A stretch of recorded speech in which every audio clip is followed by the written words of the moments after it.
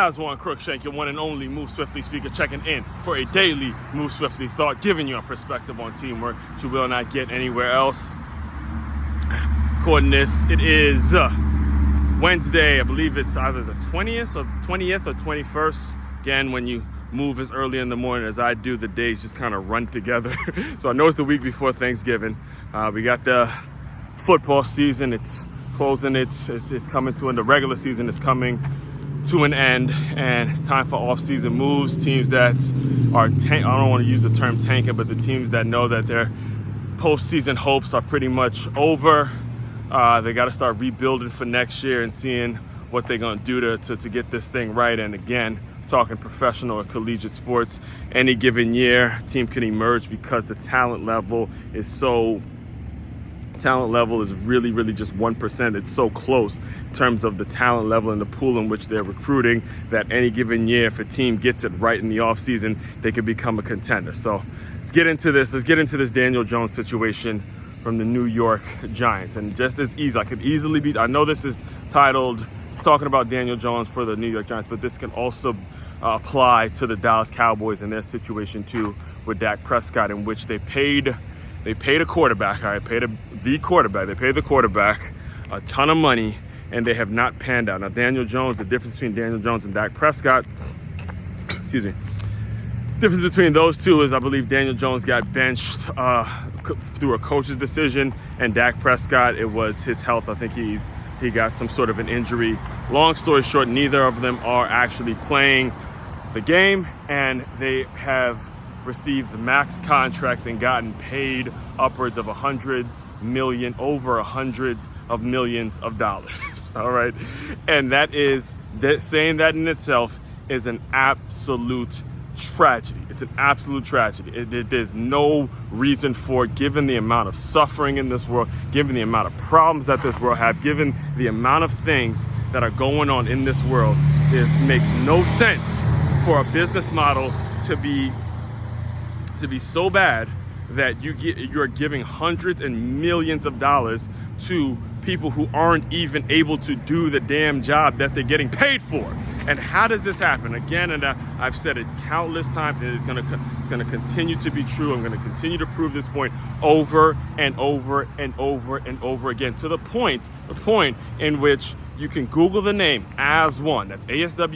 You can Google that name, and then you could put feeder system right next to it, and you'll see the amount of content, the amount of information, the amount of times I have brought up the fact that the NFL cannot continue. They cannot continue with this NFL draft. They will fold. At some point, the well is going to run dry. At some point, an intelligent person, a person that just uses their common sense, will say, look, we're losing money, man. We're losing too much money to players that are not panning out. We're being forced to pay them because the draft has gotten so much hype, and agents are able to drive up the price, and you are forced to guarantee folks a certain amount even before they haven't even proved anything. All right, the way it works is if you're drafted in the first round, now automatically you got to pay them a certain guaranteed amount.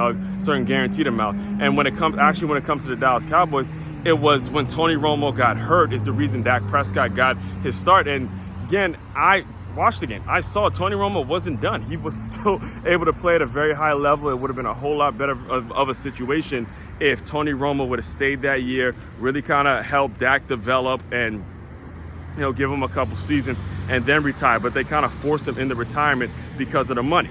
So the solution, again, and I will never ever get tired of saying it, is for the NFL to do away with the draft and go to a feeder system. For those of you who do not know what a feeder system is a team that is owned by the Giants. All right, we'll use the New York Giants as an example just to close out my point here. Let's say the New York Giants had a team in Long Island. They named them the Long Island Blue Cats. I don't give a damn, just whatever it is. Long Island Little Giants. It doesn't matter, right?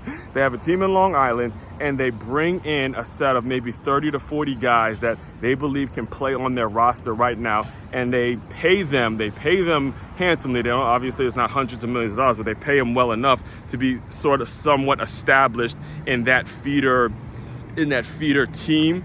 Then they can go, whenever situations like this happen, they can go pull guys from their feeder team and bring them up and move them up on their roster. So you get a situation like Daniel Jones. If you had a guy that you kind of been keeping quiet or keeping in your wheelhouse, keeping on your roster or in your feeder team, and watching him develop as a player, a playmaker, and seeing him get better and things like that. Now you could pay Daniel Jones maybe not $100 million, but maybe $90 million. Take a couple million, throw it to the guy that could be his backup and could develop and could see some playing time and all that kind of stuff in case Daniel Jones doesn't pan out.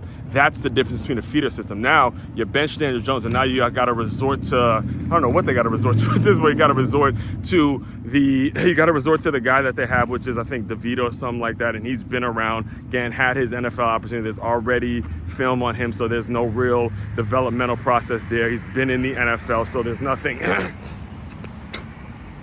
There's really no ceiling for him, so to speak, or he's already reached his maximum potential, seeing that he's been in the NFL for all these years. Or you got to go to an NFL draft, and that's, luck, by chance, or free agency, and all of a sudden it becomes a complete wash, because when it comes to free agency, now we're talking money and how much you can pay them, and since you already paid Daniel Jones the big money, now what's left of that, now you got to eat that contract, and the whole thing just turns into a mess, which is why we continue to see the diminished product that we see. All right, so said it, I'm going to keep saying it.